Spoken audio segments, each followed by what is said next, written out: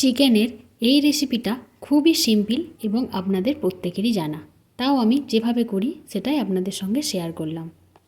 কড়াইয়ে পরিমাণ মতো তেল নিয়ে নেবেন। প্রথমে আলুগুলো ভালো করে লাল লাল করে ভেজে নেব, অল্প হলুদ এবং নুন দিয়ে।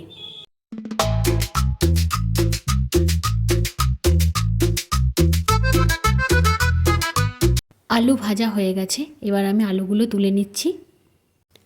ওই একই তেলের মধ্যে কয়েকটা তেজপাতা এবং দুটো দারচিনির টুকরো দিয়ে দেবেন।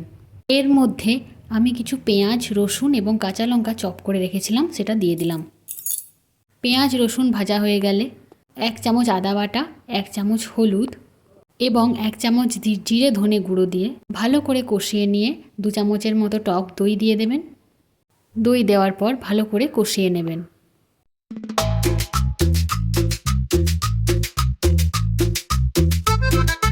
ভালো করে কষানো হয়ে গেছে, এরপর আমি মাংসটা দিয়ে দেব। মাংসের মধ্যে আমি পরিমাণ মতো নুন এবং একটু কাঁচা সর্ষের তেল মাখিয়ে রেখেছিলাম। তারপর মাংস দিয়ে ভালো করে কষিয়ে নেবেন।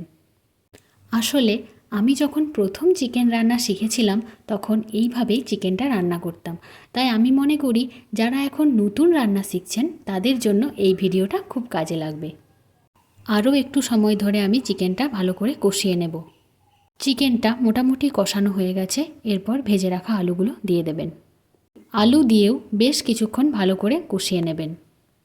এই মুহূর্তে আপনারা চাইলে চিকেন মশলা অ্যাড করতে পারেন, কিন্তু আমি সিম্পলভাবেই করব, তাই দেব না। চিকেন আলু আমি ভালো করে কষিয়ে নিয়েছি। এরপর 10 মিনিটের জন্য ঢাকা দিয়ে রান্না করে নেবেন। 10 মিনিট হয়ে গেছে, এরপর আমি ঢাকা খুলে নেব। চিকেন কিন্তু এখন অলমোস্ট সেদ্ধ হয়ে গেছে।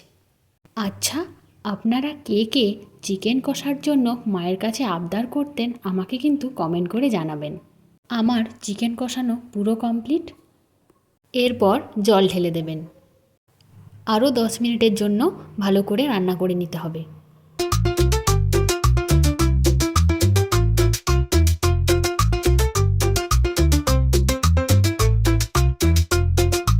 সব কিছু খুব ভালোভাবে সেদ্ধ হয়ে গেছে, এরপর আমি সামান্য ঘি দিয়ে নামিয়ে নেব।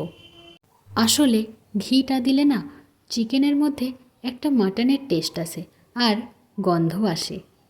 ব্যাস, এবার গরম ভাতে পরিবেশন করুন। যদি ভালো লেগে থাকে অবশ্যই চ্যানেলটা সাবস্ক্রাইব করবেন, একটা লাইক করবেন। ভালো থাকবেন, সুস্থ থাকবেন। আবার দেখা হবে নেক্সট কোনো আরও ভালো রেসিপি নিয়ে। টাটা।